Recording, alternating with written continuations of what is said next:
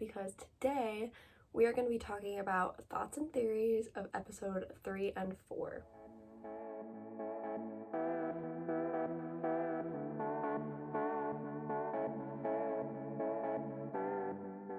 Hello everyone and welcome back to my channel. So if you haven't seen episodes 1 and 2 recap of WandaVision, definitely go check out my last video because today we are going to be talking about thoughts and theories of episode 3 and 4. So let me just tell you, these episodes really picked up. The story is really developing and I am so excited. So to start off, episode 3 is in color. It is the 70s. Such a good time. So Wanda's pregnant and the doctor comes and tells her that she's about 4 months, and Vision's freaking out because they found out she was pregnant the day before, like 12 hours ago. So you know that something strange is going on because her pregnancy is progressing so fast. So another weird thing right off the bat, Vision goes outside and their neighbor Herb is trimming his hedges, and he takes the trimmer and he goes right through the fence like it's nothing. Like he doesn't even have a weird reaction to it. So another weird thing that happened right there. So quickly, Wanda keeps growing and she starts having Braxton Hicks contractions, and every time she has a contraction, her powers go crazy. Things around the house start spinning and lighting up and moving, and eventually all of the power across the neighborhood is out and everyone's like pipes are leaking. Like she can't control her powers when she's having contractions, which I understand. So she quickly starts going into labor, 12 hours after they found out they were having a kid. And Vision goes and tries to catch the doctor before the doctor goes on his vacation. And Wanda gets a visit from Geraldine from the past episode, who is important. And she has to cover up her big pregnant belly because no one knows she's pregnant because it developed in the last 12 hours. So she's trying to get Geraldine to leave her house because she's about to have a kid, but Geraldine just wants a bucket to fix her leaking pipes situation. She wants to catch the water with it, and then she wants to stay and talk. And Wanda obviously is trying to get her to shoo because she's in labor. Well, eventually the baby starts to come, so Geraldine helps her deliver the baby. Then Vision and the doctor come, and then they think they're all set. But then Wanda has another kid. It's twins. So Vision goes outside after the doctor leaves, and he's talking to Agnes, which is someone that lives in the neighborhood, and then Herb, who is still cutting through the fence. And they're just chatting, and they are talking about Geraldine, and they think it's odd how she doesn't have a home. She's just kind of there. And they start talking about like these weird things happening, but they never quite specifically tell Vision what they're talking about. Meanwhile, in the house, Geraldine is with Wanda, and she's just with her twins, admiring them, singing a lullaby. So here's where things really get intense. So I would recommend watching Captain Marvel if you want to fully understand this. Also, this goes back to Ultron, which I talked about in the last video. I would watch that if you want some more information on this. So Wanda starts talking about how she had a twin. His name was Pedro, and that would make sense why she had twins. And Geraldine says, "Oh, Pedro, he was killed by Ultron." And Wanda just stands there like, what did you say? Because no one's supposed to know about like the Avengers and her superpowers and all that stuff. So obviously she knows something is up. So Geraldine tries to play it off like it's nothing, and Wanda freaks out. She is like, "You're not my neighbor, you're not my friend, you need to leave." And then it just shows a clip of Geraldine falling out of the sky through like a portal, and she lands in the middle of a field, and then a bunch of trucks come and like see what's up. So at this point, you kind of get the gist that Wanda is hiding something. She might be the villain in the story. So let's jump to episode 4 because that is where things literally go insane. Okay, so before I start talking about episode 4, I would recommend watching Avengers Infinity War, Avengers Endgame, and you can watch Captain Marvel if you want. So let me preface this. In Avengers Infinity War, Thanos, who was the villain, basically made half of Earth's population disappear. So these people disappeared, they were gone for 5 years, and then in Avengers Endgame, they get everyone back. But people come back 5 years later, and they don't even think any time passed. So if you were in high school and you disappeared and came back, all of your friends graduated and they were 5 years older, and you come back as a high schooler, like a high school age. So we never really got to see like the repercussions of everyone coming back after Endgame, and this is the first time we see it. So we're in a hospital, and dust starts coming together to form a person. And this person is Geraldine, who in actuality is Monica Rambeau.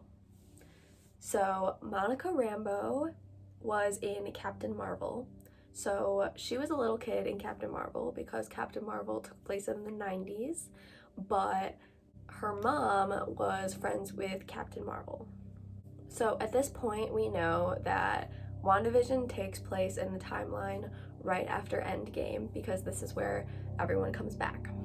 So Monica is in the hospital, and it's so chaotic because tons of people are essentially like coming back to Earth in this hospital all at the same time, and no one knows what's going on because the people that were on Earth are like doing their normal everyday life, and all of a sudden all these people are coming back who didn't even know they were gone. Monica wakes up, and it seems as though no time has passed for her. Like she just fell asleep for a nap, and she wakes up and finds out that her mom had died a few years ago of cancer, when 5 years ago she was there and her mom had just had a successful surgery. So she gets hit with this bomb that her mom died, and basically she needs to readjust to life, where she pops in 5 years later as the same person, but the whole world around her has changed. So she works for a facility company, I don't know what it is, but it's called Sword. So she is working with the FBI to solve a missing persons case, and it turns into a missing town case. So all of the citizens in the town of Westview are missing, and if you recall, Westview is where Wanda and Vision live. So they're really confused, and they walk closer to the border of Westview, and there's like this magnetic field.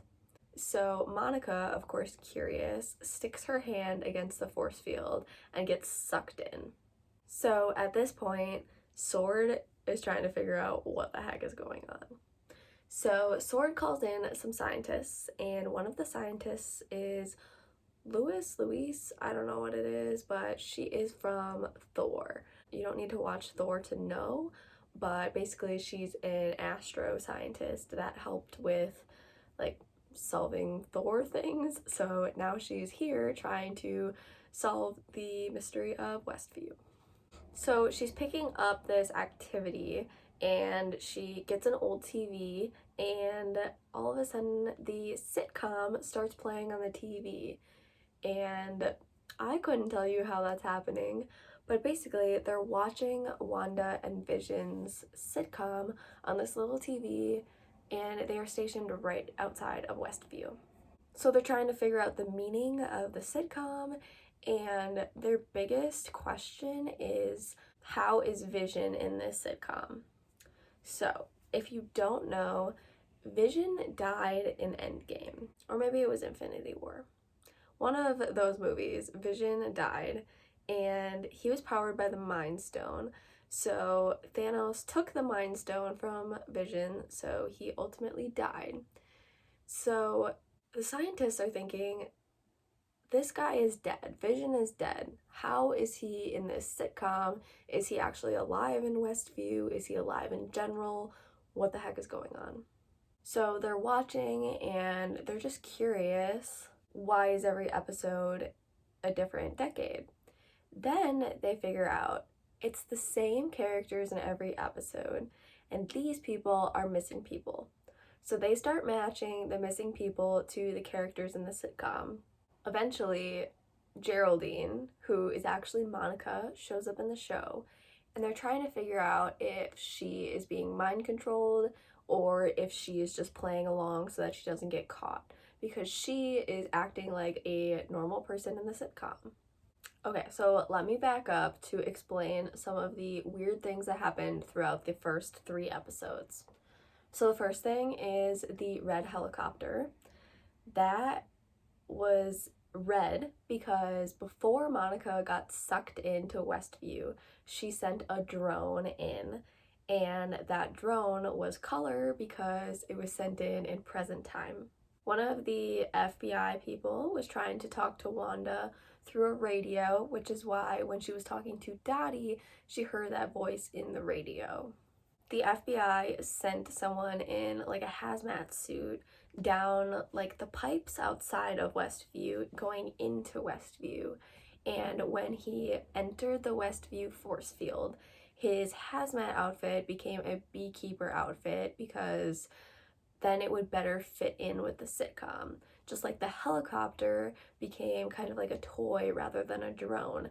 Everything that enters becomes a part of the sitcom. So that explains the beekeeper that popped up in a previous episode.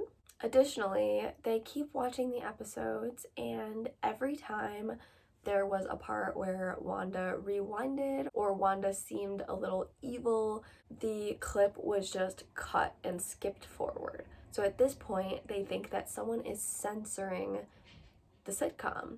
For example, they don't see when Wanda shoots Geraldine / Monica out of Westview because that would show Wanda's evil side. So Monica is sent out of Westview and she lands in the field, and all of those trucks are the people from SWORD and the FBI that find her outside of their base. And at this point, she says, it's all Wanda. So then it goes back to the sitcom and shows an unseen like footage or scene from episode 3 where Wanda actually shoots Monica out of Westview. And then Vision comes in, and Vision is gray, and you can see a big chunk of Vision's face gouged out, and that is where the Mind Stone was taken out. So this is where basically all of the pieces came together. It explained all the weird things that happened in the first 3 episodes, and it gives you a clue that Vision might not actually be alive. So my theory is that Vision is not alive, and Wanda is trying to cope. So she mind controls this whole town into thinking that they're in this sitcom, and she just creates or envisions Vision because she wishes that he was still alive and they had this life together. I've also seen things though that someone might be making Wanda do this, like someone is controlling Wanda. So at this point, no one really knows who the villain is in this series, but a lot of things are starting to add up. So basically, the first 3 episodes were part of the sitcom with some weird things happening, and then the 4th episode was mainly outside of the sitcom, outside of Westview, explaining a lot of the strange occurrences that happened in the first 3 episodes. So I would say this show just keeps getting better and better. I am so curious to find out what's gonna happen. I'm just loving Elizabeth Olsen. It's so weird to see her act like this, and I know she has said this has been like a different and challenging experience for her because in the Marvel movies, she like had to speak with this Sokovian accent, and she's more like dark and evil, and then in this sitcom she's like a happy 50s housewife. So it's definitely an odd show. Like, I wasn't expecting it at all, but it is so interesting and it ties together so many other MCU movies. So I would highly recommend that you start watching WandaVision on Disney Plus. Every 2 episodes, I'm going to be doing a recap like this with my thoughts and theories on the show. So stay tuned for episode 5 and 6 coming in the next probably 2 weeks, because an episode comes out every week. So thank you so much for watching. Stay tuned for the next episode, and I will see you guys in the next one.